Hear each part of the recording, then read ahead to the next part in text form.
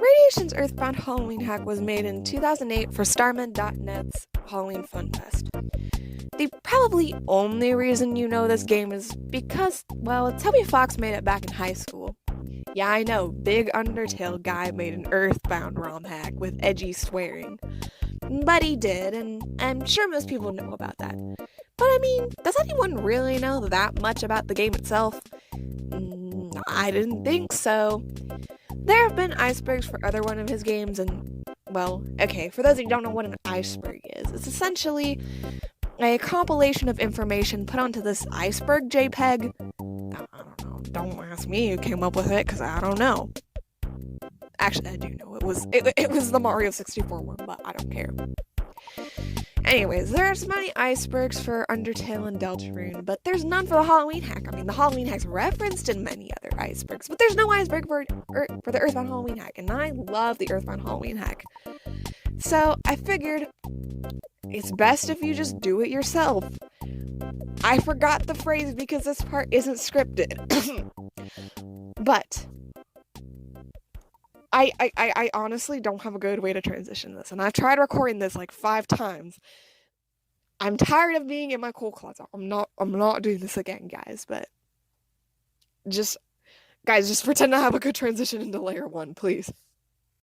Layer 1. Origins of Megalovania. For those of you who don't know, which is probably very few of you, considering I'm pretty sure everyone knows this, but Megalovania is the first instance of, well, the song being used ever. Yeah, it was created for this game. I'm not really gonna go too in-depth with it here, considering, well, I have other entries related to Megalovania, but all you really need to know is that it's Dr. Anoda's boss theme. Chris looks like Varric. Something that anyone who's played the Halloween hack and Deltarune has probably noticed is that Varric and Chris look very similar. Yeah, mostly Chris's Dark World design, though. They have the same armor, shoes, scarf thing? Honestly, I really don't know what Chris is wearing. I think it's more of a bandana, but... And they also both have the same 2, like, flips in their hair. I don't know if anyone's noticed that besides me, but they both do. And, yeah. Dr. Anos' pre-boss speech. The speech Dr. Anos gives before his boss fight is extremely infamous for its incredibly crude tone and usage of homophobic slurs. It's an extremely jarring contrast between the previous phase in the boss fight, the id, which has a very somber and depressing tone. This is the greatest Mexican stereotype costume ever, and hell yes, Mexicans! These are probably the 2 most famous lines from the Halloween hack, well, besides Dr. Anos' speech, as it became a meme in GT Live's playthrough, and also a screenshot of the Hell Yes Mexicans dialogue being in Toby's making of HTML document. This entry also includes the various crude and mildly offensive jokes seen in the Halloween hack, most specifically in Tucson as it's most prevalent there. Poor balance. Another infamous aspect of the Halloween hack is the game balance. Oftentimes grinding is required to regress, such as in the sewers toward the beginning of the game. The idea of grinding at the beginning in the sewers is even written out by Toby in the guide he wrote for the game himself. Vania.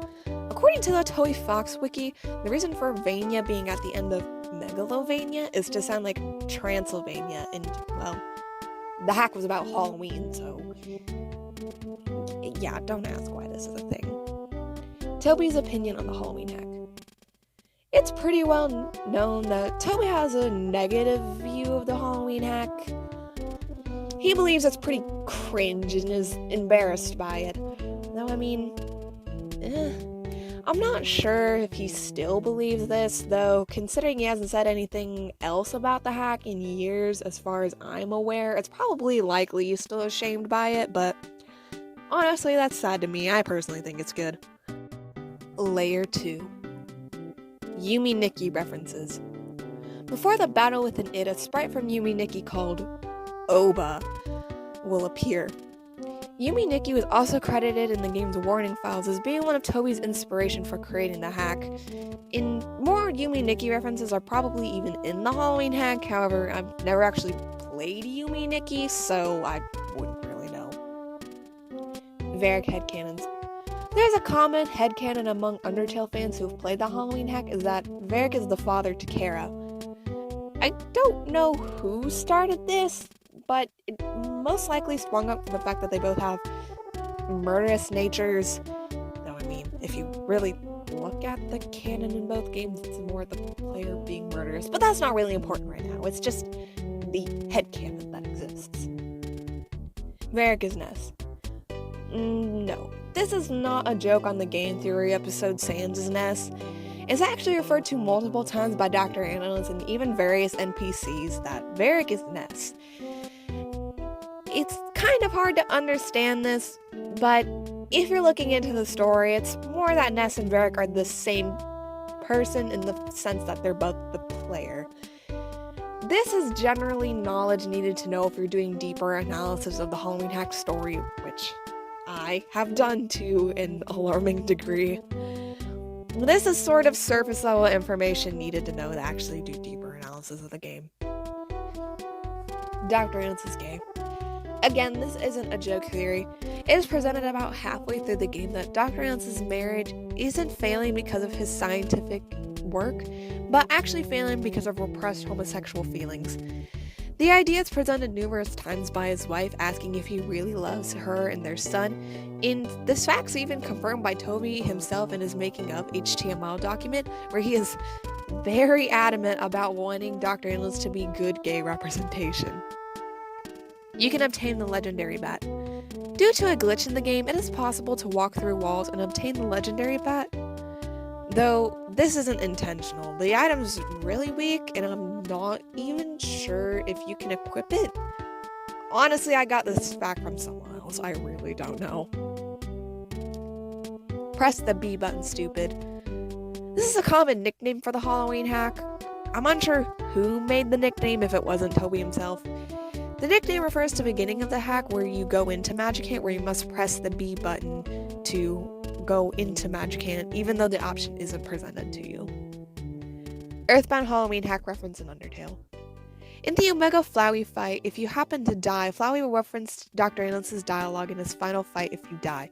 It reads, "Oh, insert protagonist name. It's all a dream." Just kidding. You're dead forever. The main difference between this and the Halloween hack, though, is that Undertale, I'm pretty sure, will just fix itself by pressing Escape or F4, but with the Halloween hack, it's a hard crash, and I'm not really sure what you're supposed to do to fix it, actually, but I think you have to mess more with the files to actually fix it. Layer 3. Varric is from Brandish. A surprising amount of people don't know this, but Varric actually isn't a character made by Toby Fox. He comes from an action RPG series, or dungeon crawler, named Brandish. The first game was released for the PC 98 in 1991, and later ported to the SNES in 1994 for Japan and 1995 in the US. Toby Fox has also taken inspiration from Brandish in his newer games like Undertale, as I'll try to get an image on screen, but one of the puzzles in Undertale in the Ruins is actually a direct reference to a puzzle in the Ruins in Brandish as well. The Mr. Baseball Cap is still in the hack. The Mr. Baseball Cap is an item found early on in the original Earthbound in the kids' hideout. This hideout is never accessible in the Halloween hack, though there is a present in the road between Onet and Tucson that contains the Mr. Baseball Cap. However, there's a toxic mushroom enemy that will basically one-hit kill you and blocks the way. But if you're lucky, you can go and obtain the cap, but you're pretty much just better off getting equipment once you get to Dr. Ando's and Magic Hand. There's not really a whole lot of reason to go get it. Other Brandish references. There are other references to the Brandish series in the Halloween hack outside of Varric's character. The song Synchronicity from Brandish 2 is played at the beginning of the hack, and the two don't care names for Varric of Alex and Ares are both references to Varric and Della respectively. Additionally, there are weapons from Brandish that Varric can use, such as the Reaper and Planet Buster, that were originally from Brandish as well. There's probably other Brandish references, but I've only played part of the first game so far, so I wouldn't know. Song inspirations from Megalovania. Interestingly, the original final boss theme for the Halloween Eggs is going to be Megalomania from the 1994 Squaresoft game Live a Live. However, due to reasons that I'm pretty sure nobody knows, Toby never got around to adding the song into the hack. So, with a mixture of Megalomania and Gabador, I hope I'm pronouncing that correctly, from Brandish 2, were used to create the Megalovania we all know and love today. Varric can equip the Sword of Kings. Due to a glitch present in the game, you can get the Sword of Kings much earlier in the game than is originally intended. Another part of this glitch is that you can equip the Sword of Kings on Varric. However, the sword is the weakest of his weapons. It's even weaker than the Silent Dagger. Conker's Bad Fur Day reference. A fan name for the Halloween hack is the name Radiation's Earthbound Halloween hack Bad Fur Day Edition. I don't really know why this fan name for the game exists. The only reason I can really think that this nickname exists is that Hollow's End is another Halloween hack. That's an Earthbound Halloween hack also exists. But again, they still have separate names, so I'm not really sure why it exists. The reason why this name is probably referencing Conker is that they both have strong sense of adult/crude humor, and, well, they're both known for being extraordinarily inappropriate games. Dr. Animals' Sands.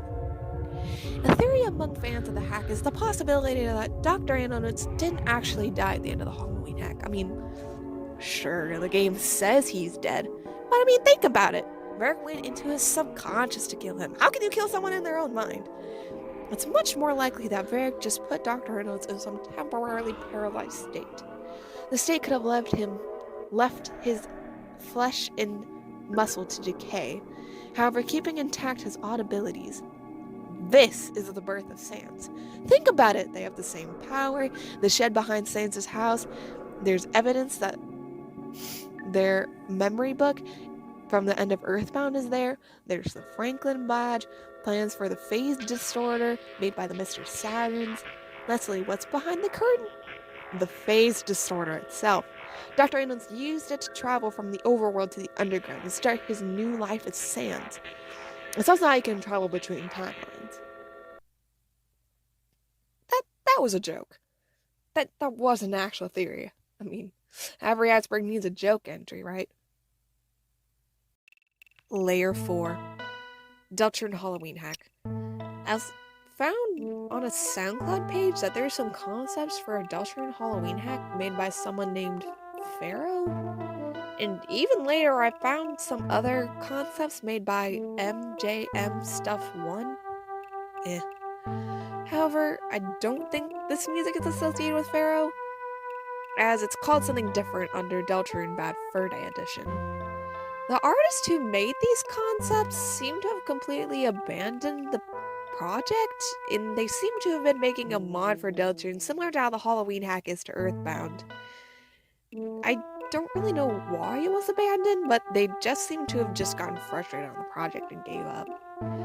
Additionally, this entry refers to the fact that there aren't very many fanworks for the Halloween hack.